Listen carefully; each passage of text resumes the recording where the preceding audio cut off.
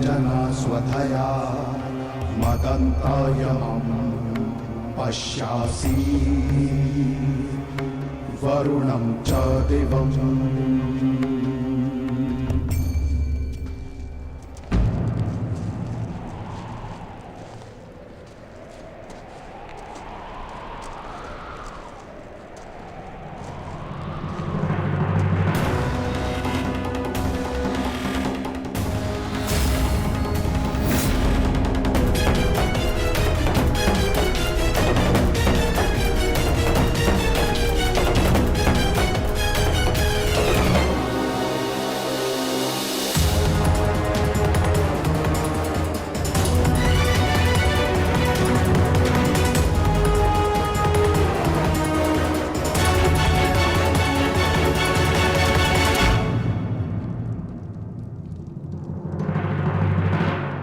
लोभी, कुटिल, छलिया, कपटी, महाविनाशी,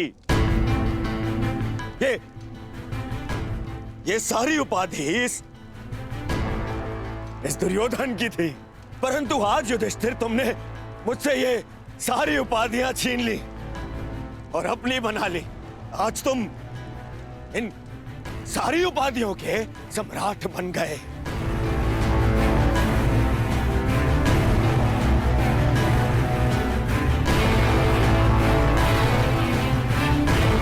प्रणिपात सम्राट, प्रणिपात, अरे बोलो, सम्राट आए हैं। छल सम्राट युधिष्ठिर की जय बोलो, बोलो, छल सम्राट युधिष्ठिर की जय। परंतु सम्राट मुझे समझाइए, अब कौन सा कार्य शेष रह गया था? आपने यहां आने का कष्ट कैसे किया सम्राट?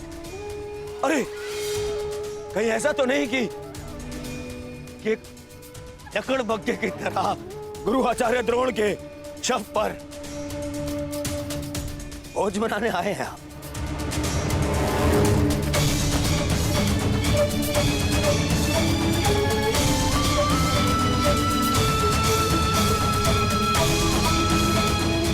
भोज मनाने आए हैं?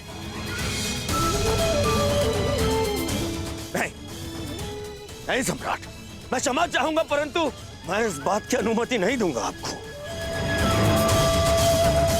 चले जाओ यहां से,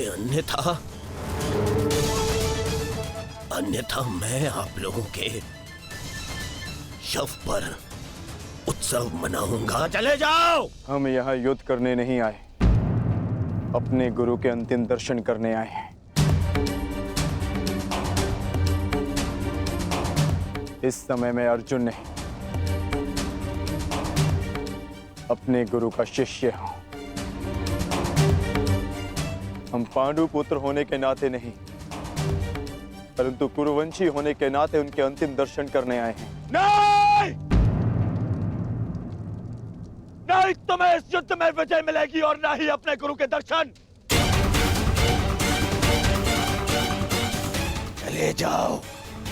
चले जाओ यहां से, अन्यथा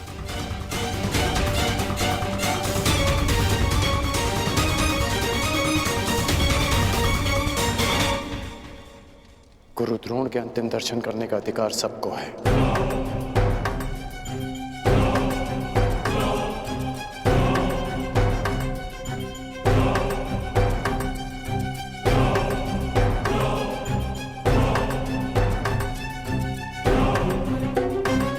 बहुत बड़ी गुरु दक्षिणा दी आपने अपने गुरु को, छल से मृत्यु दी तुमने अपने गुरु को। उन्होंने अनेकों दिव्यास्त्र सिखाए तुम सबको, परंतु विश्वासघात नामक अस्त्र का कोई उत्तर नहीं था उनके पास। धर्मराज, क्या उत्तर है आपके पास आपके छल का?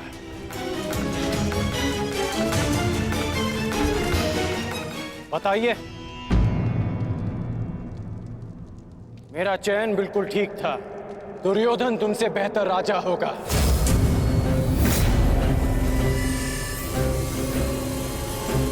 दुर्योधन की अनीतियों पर मैं क्रोधित हूं, परंतु तुम्हारी नीतियों पर मुझे घृणा आती है।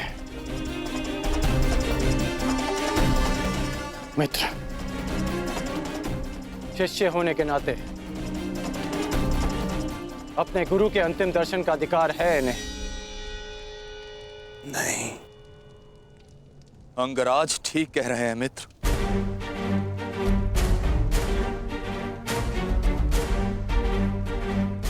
इन्हें अधिकार है। मेरे पिता ने जितना प्रेम अपने पुत्र को दिया, उतना किंचित अधिक इन पांडु पुत्रों को दिया।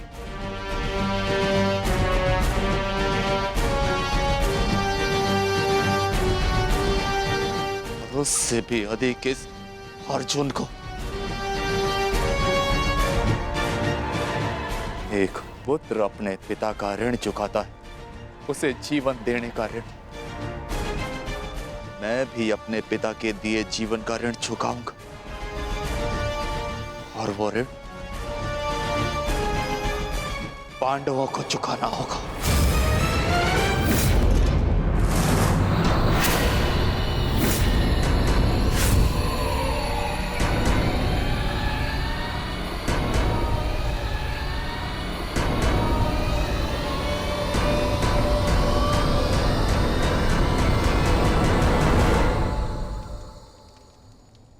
पापियों और दैत्यों की भांति तुम लोगों ने विद्या पर लांछन लगाया है।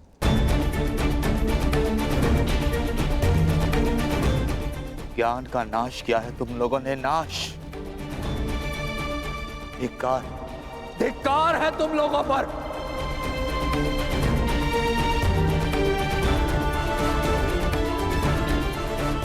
पांडव पुत्रों, जब तक मैं तुम्हारी मृत्यु अपनी आंखों से ना देख लूं, मुझे मृत्यु प्राप्त नहीं होगी। तुम्हारे वंश के साथ मृत्यु की होली खेलूंगा मैं। जिन बच्चों ने आज मुझे रोका, मैं उनकी सांसें रोक दूंगा।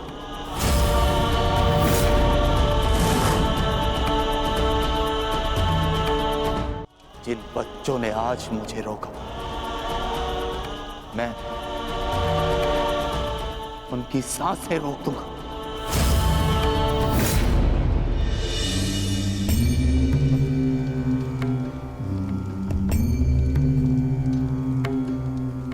प्रेहि प्रेहि पतिभिः पूर्वैर्भिर्यत्र न पूर्वे पितरपर्युः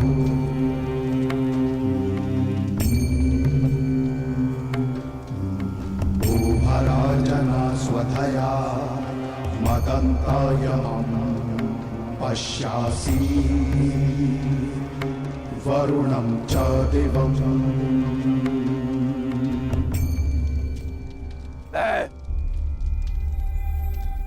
द्रोण पुत्र अश्वत्थामा, ये प्रण लेता हूं कि तुम्हारे संपूर्ण वंश को नष्ट कर दूंगा, नष्ट कर दूंगा, नष्ट कर दूंगा, नष्ट कर दूंगा, नष्ट कर दूंगा, नष्ट कर दूंगा।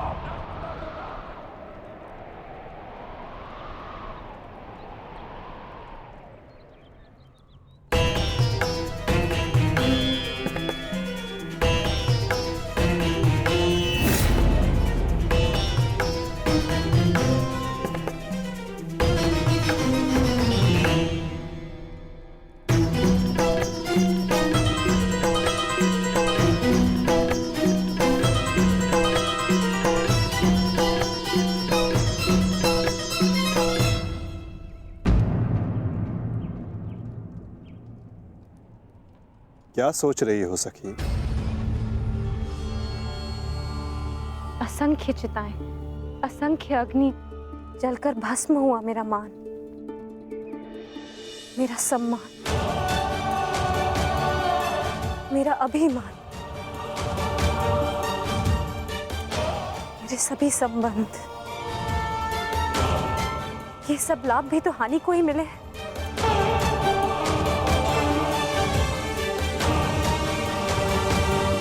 वो देखिए माधव,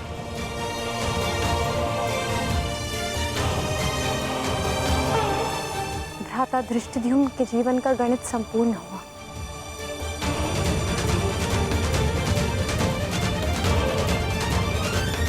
अब उनके जीवन का न्यून लाभ है।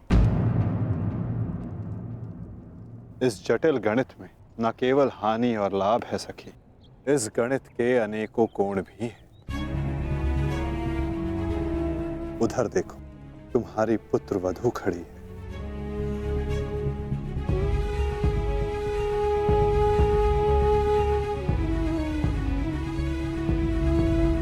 जो वस्त्र हरण तुम्हारे साथ हुआ वो अन्य किसी स्त्री के साथ ना हो, उसकी लज्जा का रक्षण हो सके,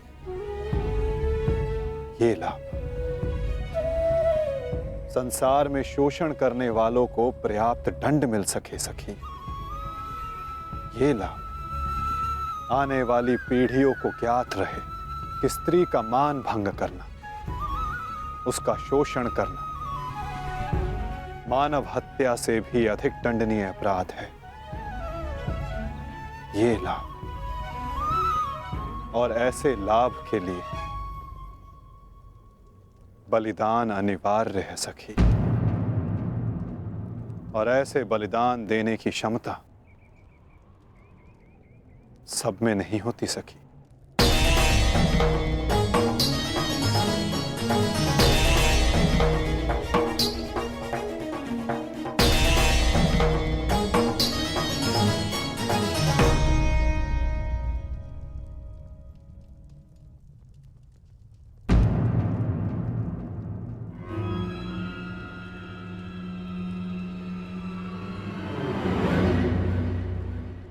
सुप्रिया का संदेश आया है भगतग्राम से।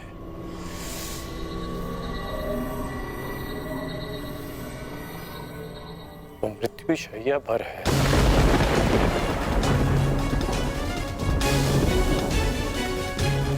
इसमें लिखा है कि उसके पास अधिक समय नहीं बचा। हमें शीघ्र उसके पास पहुंचना होगा कर्ण। उसे तुम्हारी आवश्यकता है। हाँ अंगराज, ज्येष्ठ ने संदेश भेजा है, आपको शीघ्र उपस्थित होने को कहा है।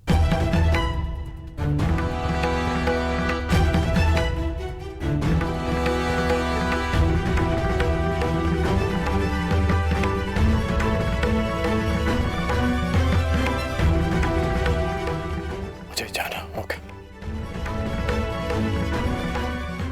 दुर्योधन के पास जाना होगा।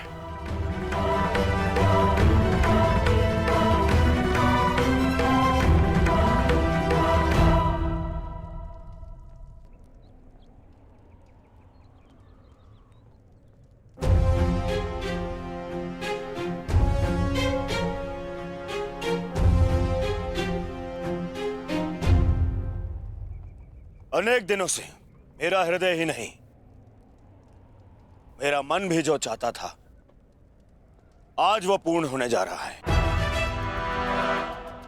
दुर्योधन की पताका और हस्तिनापुर का ध्वज दोनों ही अब बलशाली होने जा रहे हैं। इस पताका की तीक्ष्णता और भी तीव्र होगी, क्योंकि इस पताका का नेतृत्व करेगा मेरा मित्र अंगराज कर्ण।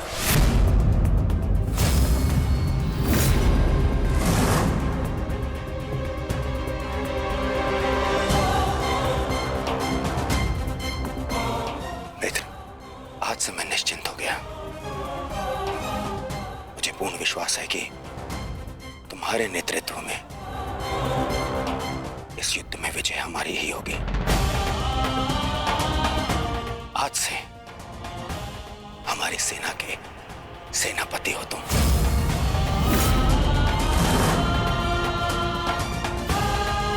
दुर्योधन, किसी दासी स्त्री के लिए पति चुन रहे हो या अपनी सेना का नायक चुन रहे हो? एक नीची जाति के व्यक्ति को तुम हमारे सर पे थोप नहीं सकते। किसी सारथी का पुत्र तुम्हारे उपकारों के बीच पे बना राजा मैं नहीं मानता कि ये सेनापति बन सकता है, क्योंकि पलतरंग पैरों में शोभा देते हैं, ना कि मस्तक पर। मेरे होने वाले सम्राट, और हाँ, अंगराज कर्ण, देखो तुम दोनों बुरा मत मानना। प्रश्न केवल ये नहीं है कि अंगराज सूत है या क्षत्रिय। प्रश्न तो ये है कि सेनापति पद किसे मिलना चाहिए। सेनापति पद के लिए आवश्यक क्या होता है? बुद्धि और शक्ति। और अंगराज, आपके बुद्धि पर किसी को कतई संदेह नहीं ना, परंतु संदेह है तो केवल और केवल आपकी शक्ति पर। अंगराज अभेद थे, अब नहीं है। कवच और कुंडल भी था इनके पास, अनेकों अस्त्र थे जो अब नहीं है, जो अब अंगराज खो चुके हैं। और हाँ, खास बात तो यह है, अर्जुन के लिए जो अस्त्र था वो भी आप खो चुके हैं।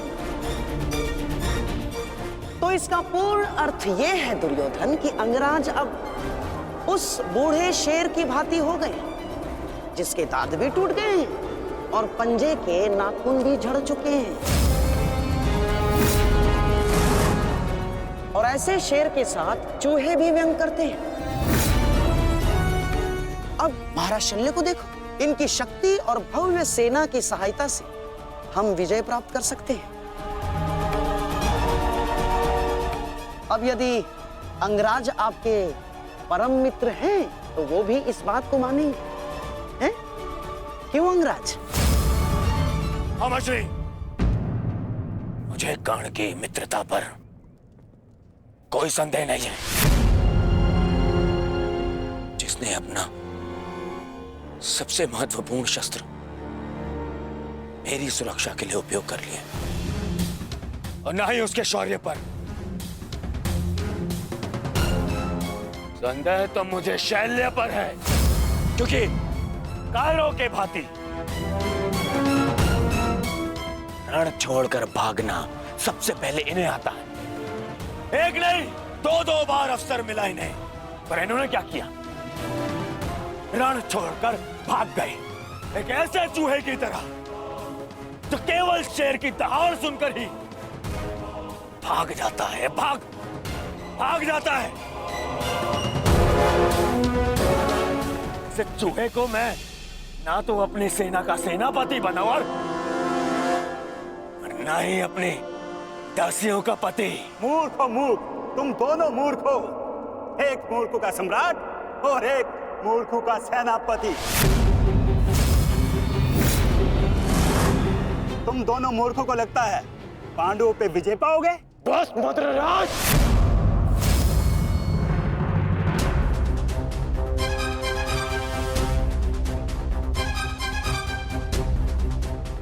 मैं भले ही छोटी जाति का हूं, परंतु तुम्हारे कार्य और तुम्हारी जीवा मुझसे भी निचली जाति के हैं।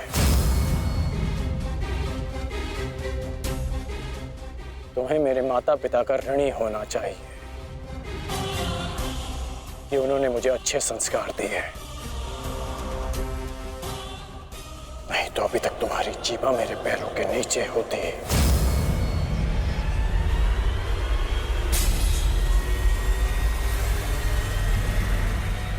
अब एक और शब्द अपनी जीभा से निकाला तो मैं अपने सारे संस्कार भूल जाऊंगा, और ये भी भूल जाऊंगा कि हम दोनों एक ही पक्ष में हैं।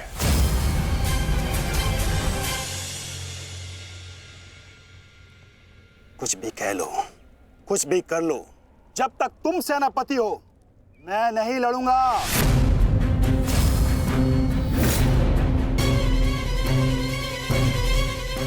कायर फिर पीठ दिखाकर भाग रहा है। भूल गया अपने वचन, अपने प्राण कि भेज दूं तुम्हारे राज्य में यह संदेश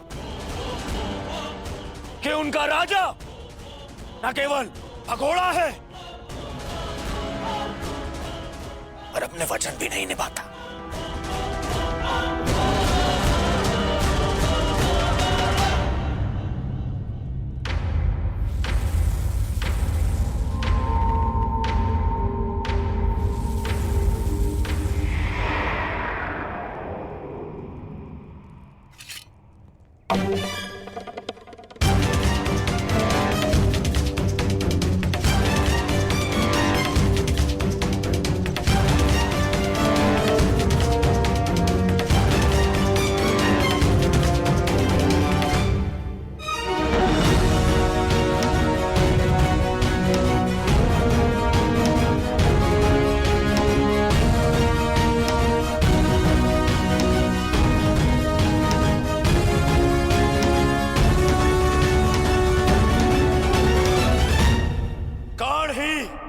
सेना का नेतृत्व करेगा। उन पांडवों ने केवल छल से हम पर विजय प्राप्त की है।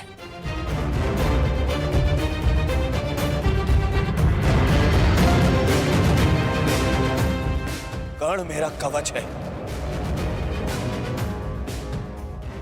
मेरा विश्वास है।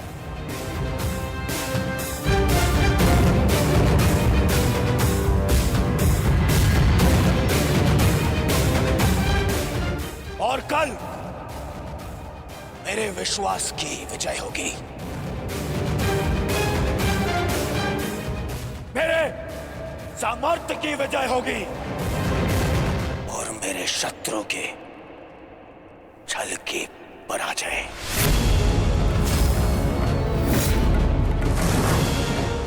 अंगराज कर्ण की, अंगराज कर्ण की, सर सेनापति की, सर सेनापति की।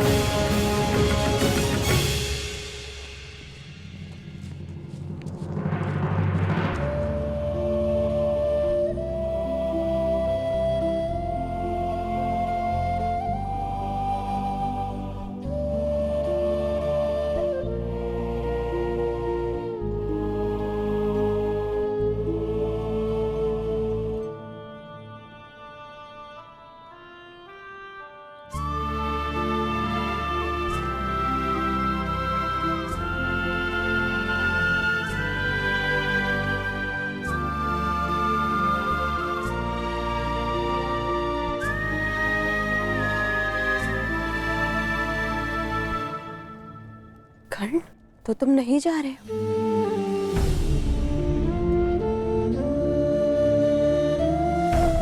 कर्तव्य का बंधन अपनों के बंधन से बड़ा होता है वृषाली। मेरे परिवार के लिए मैं अनेकों परिवारों का विश्वास नहीं तोड़ सकता। सेनापति का कार्य एक पति के कार्य से बड़ा होता है।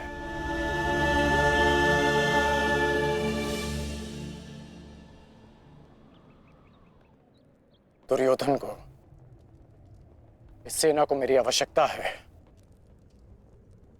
मैं अपने कर्तव्य से पीछे नहीं हट सकता।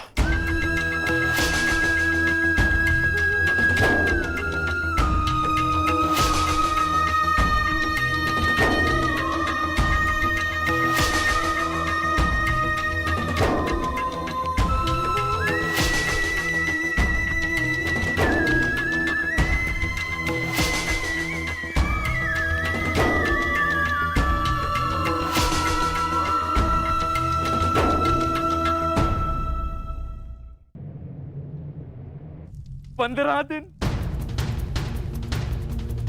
मात्र 15 दिन पूर्ण हुए हैं इस युद्ध के संजय, और इन 15 दिनों में मैंने अपनी सारी शक्ति, सारे सहारे खो दिए हैं।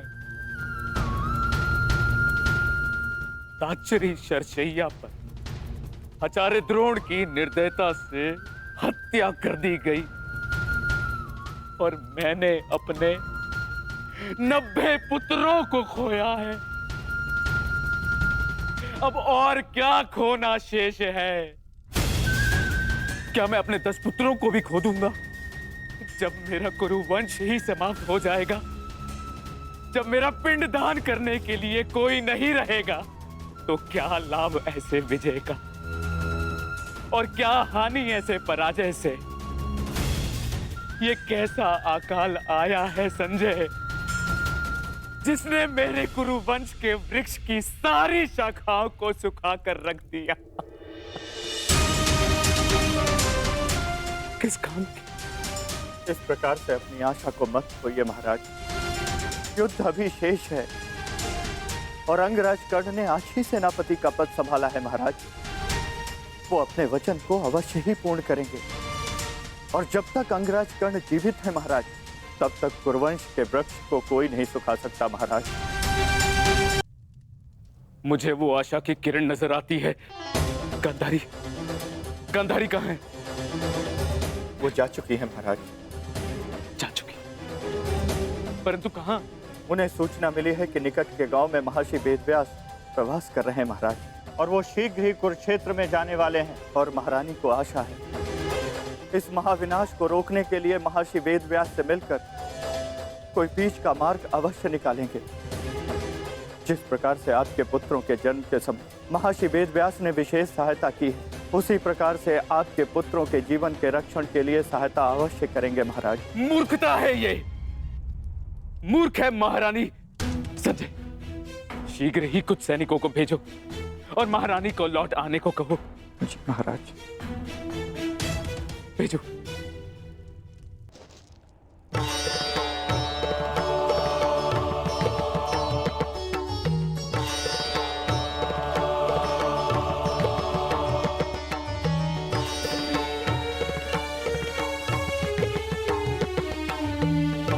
माधव, आप विश्राम कर लीजिए। सूर्य उदय होने में केवल एक प्रहर शेष है।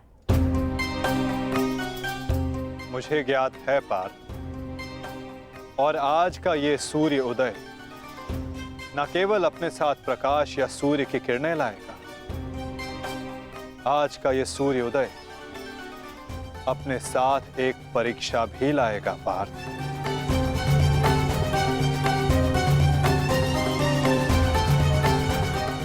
और उस परीक्षा के लिए सज्ज होना। आपका तात्पर्य?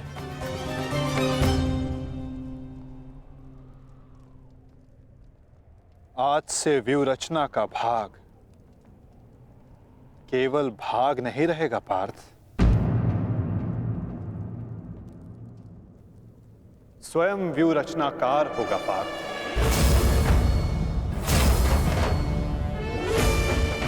केवल आक्रमण की घोषणा होने पर वो युद्ध भूमि में आगे नहीं बढ़ेगा।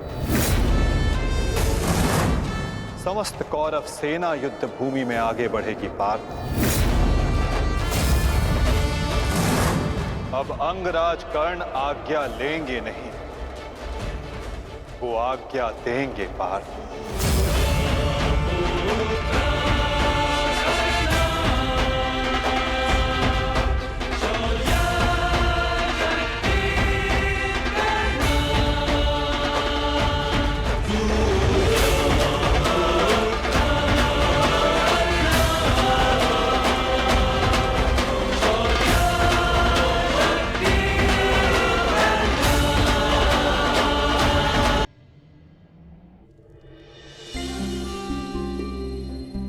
पुत्र,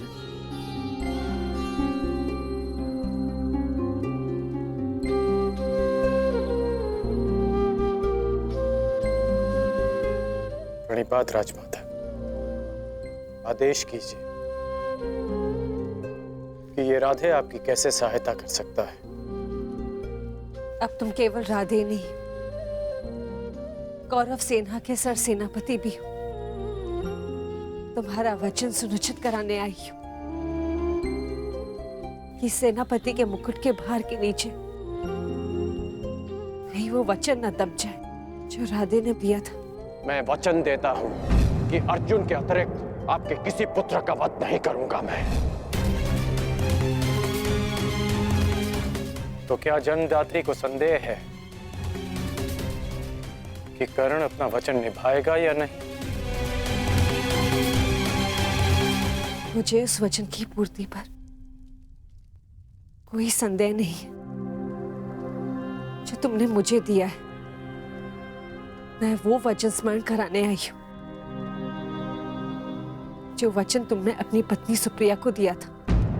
एक पति ने अपनी पत्नी को दिया था कि आवश्यकता के समय पर वो हर समय उसके पास उपस्थित रहेगा।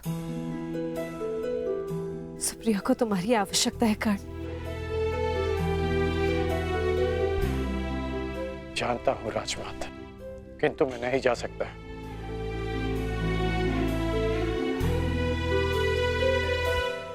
क्योंकि अब मैं युद्ध में सम्मिलित केवल एक योद्धा नहीं, अब मैं कौरव सेना का सर सेनापति हूं। अब युद्ध समाप्त होने से पूर्व मैं केवल यमलोक जा सकता हूं। मैं जानती हूं कि तुम नहीं जा सकते, परंतु वो तो यहां आ सकती है ना। चलो मेरे साथ।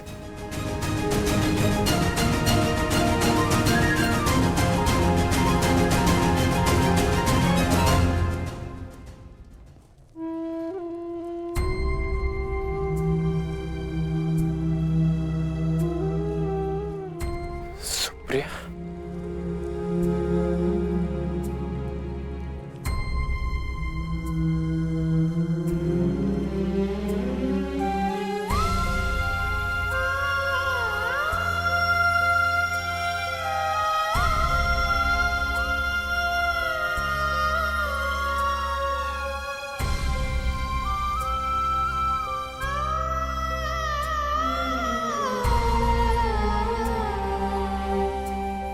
प्रणिपात आर्या। तुम अस्वस्थ हो सुप्रिया, फिर इतनी लंबी यात्रा क्यों की? पत्नी अगर पति के पास पहुंच जाए तो आधा रोग अपने आप चला जाता है। हेश, नकुल और सहदेव संभाल लेंगे।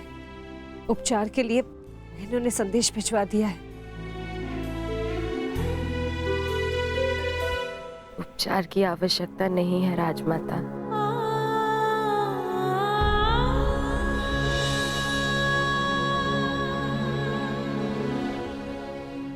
ना ही उपचार से कोई लाभ है। मेरी इच्छा थी कि मैं अपना अंतिम श्वास अपने अर्धान की छांव में लूं। बस वो पूरी हो गई और मेरे मन पे एक बोझ रह गया। फिर शोक में मैं अपने पत्नी होने का कर्तव्य नहीं निभा सकी, आपसे रुष्ट होकर चली गई। मुझे क्षमा कर दीजिए आर्य।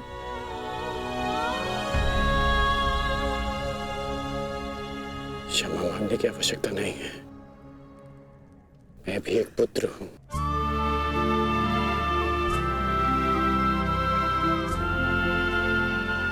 माता की वेदना समझता हूं।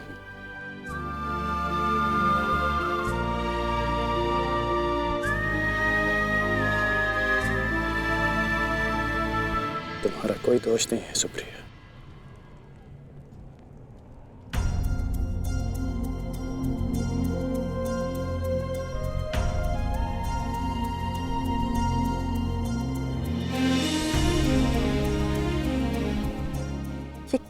कर रही हो सुप्रिया? महारानी हो तुम अंग की। धन्यवाद उस देवी का जिसके बलिदान से मेरे जीवन का निर्माण हुआ। मुझे ज्ञात है रुशाली, आर्यकर्ण ने एक अपहरित कन्या से विवाह किया। उसके पीछे का कारण सिर्फ तुम थी। तुम दान देने के लिए वचनबद्ध होकर, सूर्य को साक्षी रखकर वचन दोकर कि तुम सुप्रिया से विवाह करोगे। दान दो अंगराज। ये सूत पुत्र राधेकर्ण वचन देता है कि मैं सुप्रिया से विवाह करूंगा।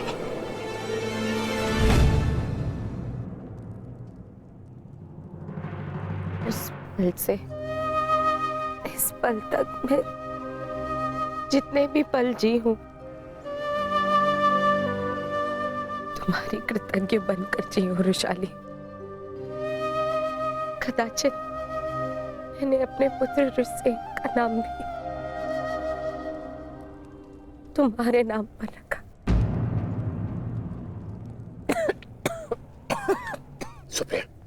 सुप्रिया आप कुछ मत कहो, बोलने से कष्ट होगा। नहीं आर्य, मेरे सारे कष्ट तो इस देवी ने हर लिए। स्वयं कांटे सहज कर मुझे पुष्पी शैया दी है रुशाली ने। तुम्हारे कारण मैं सौभाग्यवती हो गई रुशाली। तुमने अपने विवाह की यज्ञ में दी रुशाली ने मेरे नाम की।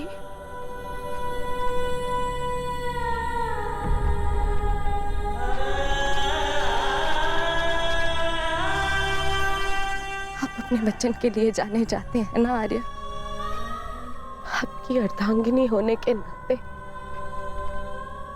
मैं चाहती हूं कि आपका हर वचन पूरा हो, कोई भी वचन अधूरा ना रहे। आपका एक वचन है आर्य, जो मेरे कारण अधूरा रह गया था।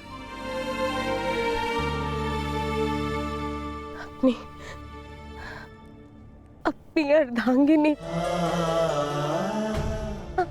अंतिम इच्छा पूर्ण कीजिए आर्य, ताकि मैं इस संसार से इस संतोष के साथ जा सकूं।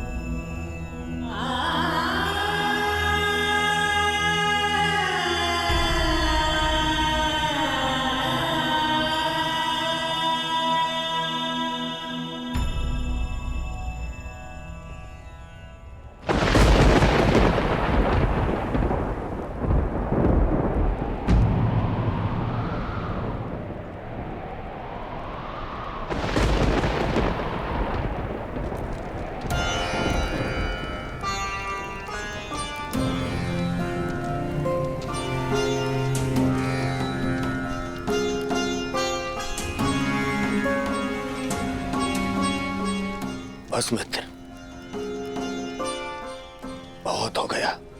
बहुत हो गया मित्र। अब सीमा समाप्त हो गई। हम दोनों की पीड़ा सह पाने की सीमा समाप्त हो गई है मित्र। अब और नहीं, अब कल अंत होगा, हमारी पीड़ा का अंत होगा। हम कल इस युद्ध का अंत करेंगे मित्र, अंत करेंगे इस युद्ध का कल, कल ही।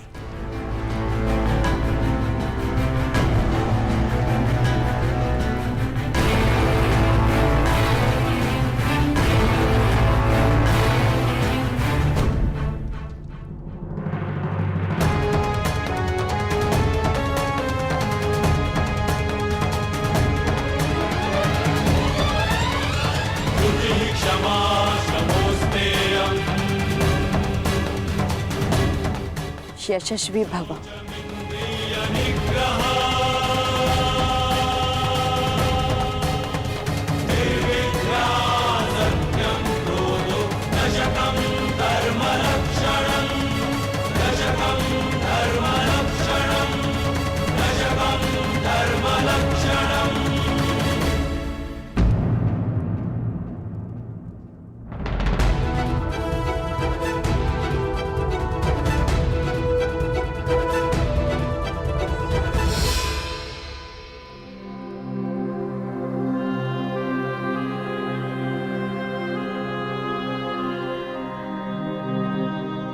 शुभम, आज का दिन बहुत शुभ है। मुझे तुम पर गर्व है सेनापति कर्ण। नेत्र मन का दर्पण होते हैं राजमाता, और आपके नेत्रों में गर्व नहीं, भय है। हमारे जीवन में इस क्षण का आना अनिवार्य था राजमाता। आप निश्चिंत रहिए राजमाता,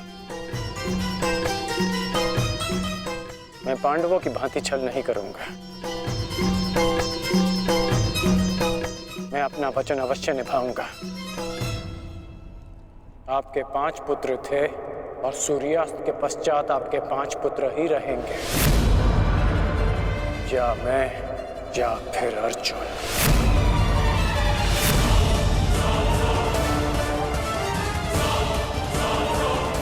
प्रणिपात राजमाता।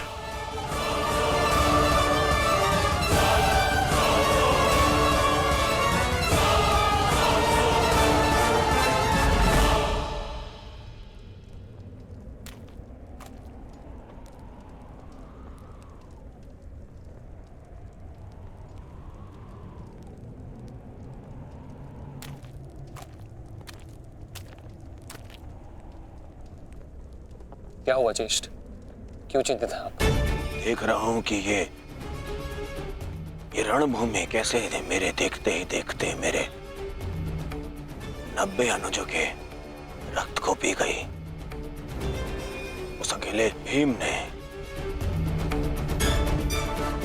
मेरे 90 अनुजों का वध कर दिया। मेरे इन सभी भाइयों ने मेरे लिए अपने प्राणों का बलिदान दे दिया। अपने ज्येष्ठ के आंखों के स्वप्न को पूर्ण करने के लिए उन्होंने मृत्यु की निंदा को स्वीकार कर लिया। अब बस तुम हो और मेरे शेष 8 अनुज है दुशासन।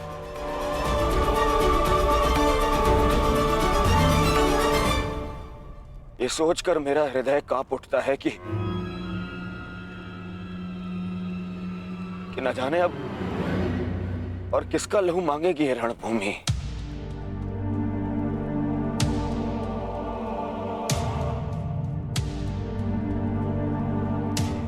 एक बात कहूं दुशासन, अब मैं तुम्हें और ना ही अपने किसी भी और अनुज को खोना चाहता हूं। अब मेरे में साहस नहीं रहा कि मैं अब अपने किसी भी और अनुज की अर्थी को कांधा दूं। मेरे में साहस नहीं है अब। किंतु आपके अनुज में साहस है ज्येष्ठ। साहस है कि वो अपने ज्येष्ठ के स्वप्न को पूरा करते करते अपनी आंखें मूंद ले। आपके लिए अपने प्राण देकर प्रसन्नता होगी मुझे और संतोष भी कि मैंने पितृ ऋण चुकाया, क्योंकि मेरे माता पिता ने आज तक मेरा मुख नहीं देखा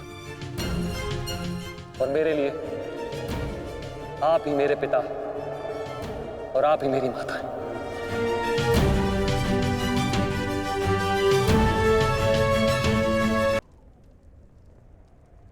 नहीं नहीं दुशासन, मैं इस सम्मान के पात्र नहीं हूं। मैं तो लज्जित हूं। परंतु मैं लज्जित नहीं, आपकी आज्ञा का पालन करने के आपके आनंद के लिए मैंने जो कुछ किया मुझे उस पर गर्व है। मुझे तनिक भी लज्जा नहीं कि आपके अपमान के प्रतिशोध के लिए मैंने पांचाली का वस्त्र हरण किया, और यदि मुझे ये बार बार करना पड़े तो आपके संतोष के लिए मैं निर्दयता पूर्वक उसका वस्त्र हरण करूंगा, बार बार करता रहूंगा। अपने ज्येष्ठ के लिए मरना और मारना मेरे लिए गर्व की बात है।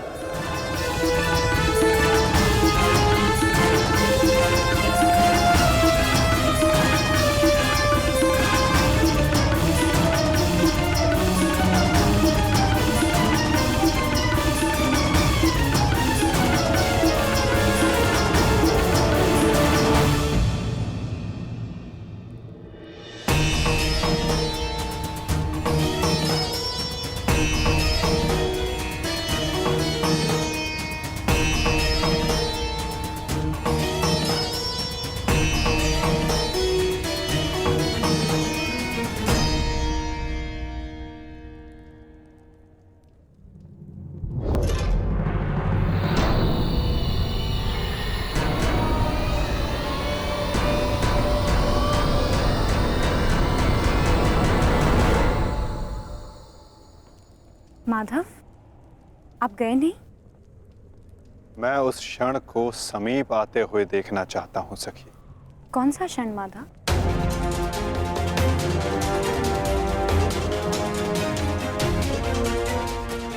इस महायुद्ध के प्रारंभ होने से वर्षों पूर्व कुछ वचन दिए गए थे,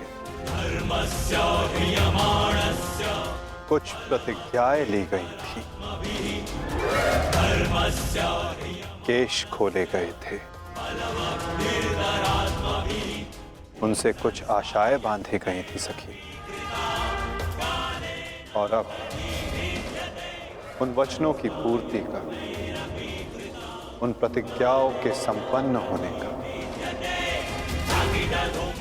उन केशों को बांधने का क्षण समीप आने को है सखी।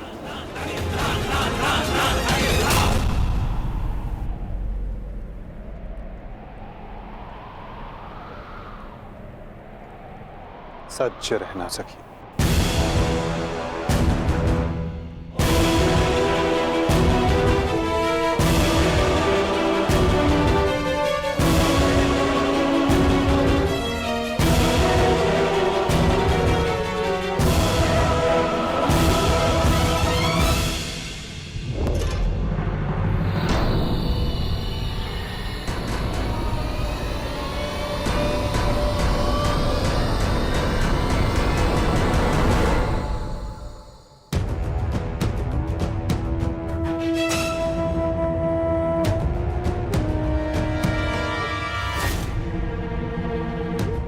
दासियों के मस्तक पर चूड़ामणि शोभा नहीं देती।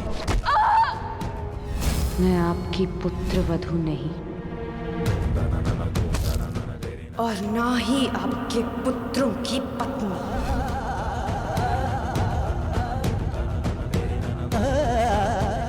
मुझे विश्वास है पांचाली, इस आने वाले युद्ध में मैं विकोदर भीम उस दुशासन की छाती फाड़कर उसके छाती के लहू से तुम्हारे केश सींच पाऊंगा।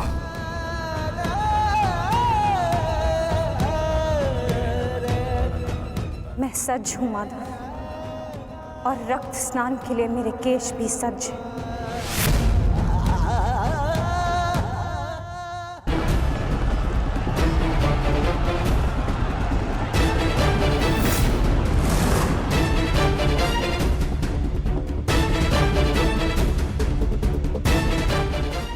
पूर्ण विश्वास है मित्र, विजय कौरव सेना की ही होगी।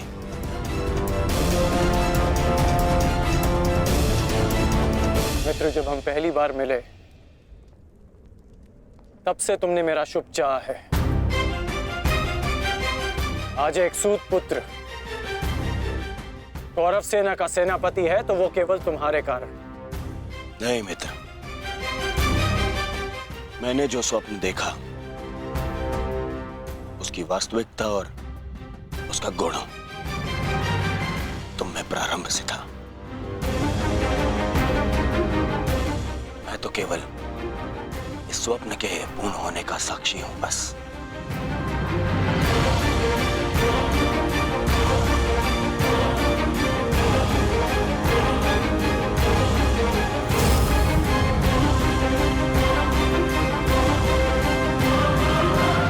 विजय हमारी होगी मित्र, विजय हमारी होगी।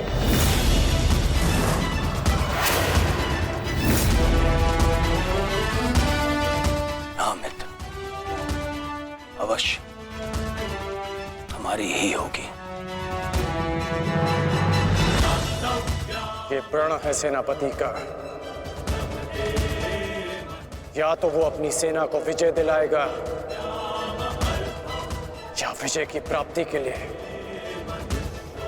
लड़ते लड़ते अपने प्राण त्याग देगा।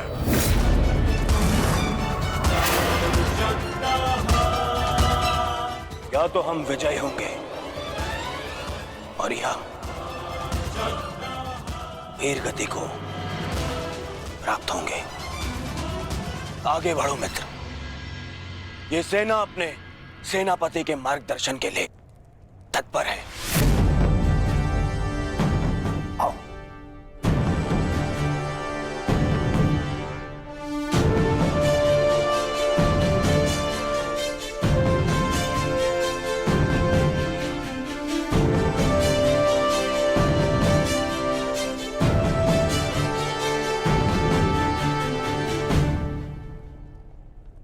सेनापति मार्गदर्शन करता है परंतु विजयश्री वीर सैनिकों के कारण संभव होता है। आप सबके कारण संभव होता है। स्मरण रखना अपने उन वीर भाइयों को जो वीर गति को प्राप्त हुए, उनके बलिदान को स्मरण रखना और यह भी स्मरण रखना कि आप में से हर एक अपने साथी की सुरक्षा के लिए उत्तरदायी है।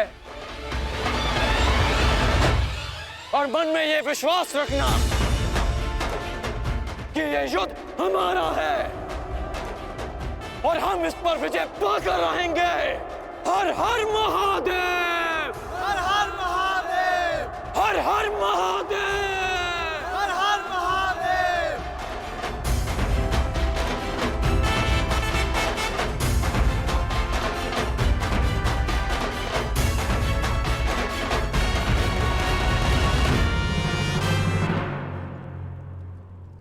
दुर्योधन, गुरु द्रोण के वध के पश्चात कौरव सेना का मनोबल क्षीण है और इसका लाभ उठाकर भीम अवश्य अपनी प्रतिज्ञा पूर्ण करने का प्रयास करेगा। आज भीम की चिंता मुझे नहीं है।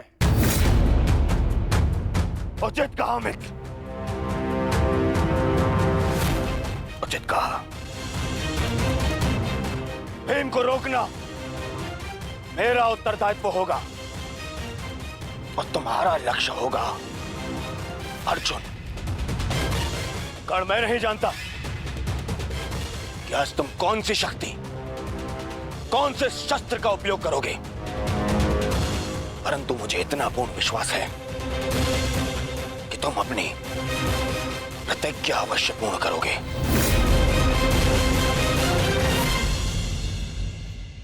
कर्ण के अंत के साथ ही इस युद्ध का भी अंत हो जाएगा माधव, और उसके पश्चात अपनी प्रतिज्ञाओं को पूर्ण करने की औपचारिकता शेष है। प्रतिज्ञा पूर्ण होगी मित्र।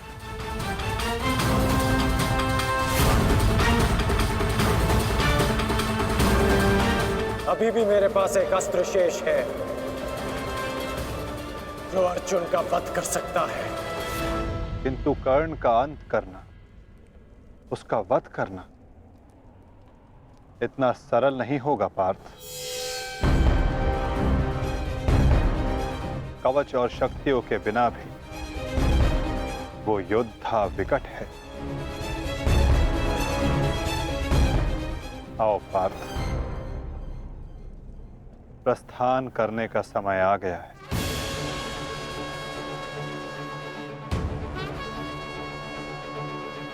युद्ध का 16वां दिन।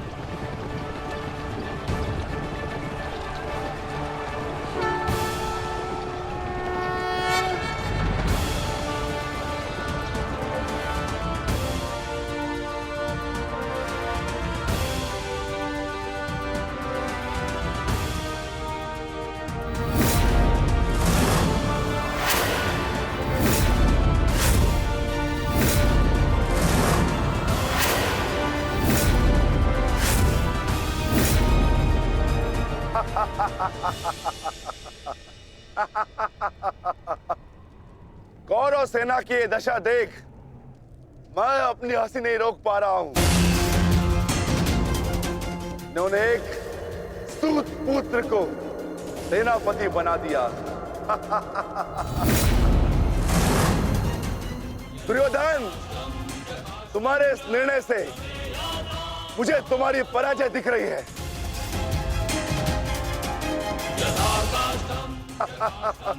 तुम्हारी हंसी के पीछे मुझे तुम्हारा भय दिख रहा है वृकोदर, और भय मनुष्य को दुर्बल बना देता है। आशा है कि तुम इस युद्ध में जीवित रहोगे। ये तो समय ही बताएगा कि कौन भयभीत रहेगा और कौन जीवित।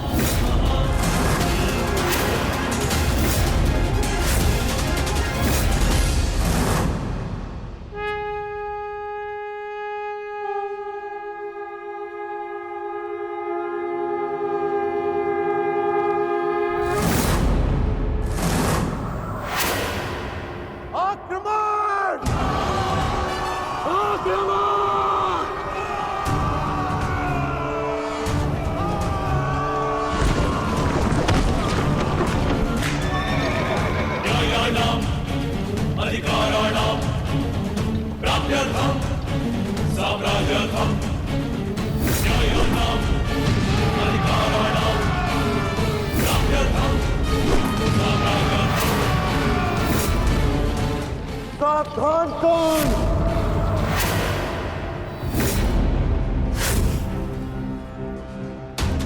मैं जानता हूं कि तुम मुझे अर्जुन से दूर रखने का प्रयास करोगे युधिष्ठिर, परंतु तुम्हारा यह प्रयास सफल नहीं हो पाएगा।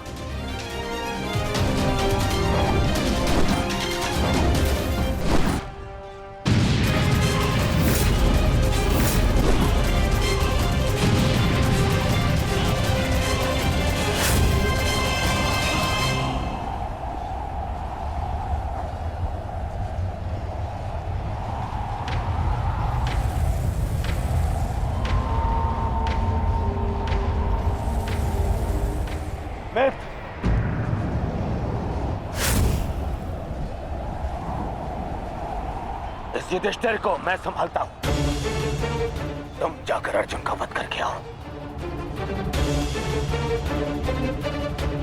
चलो सत्यसेन।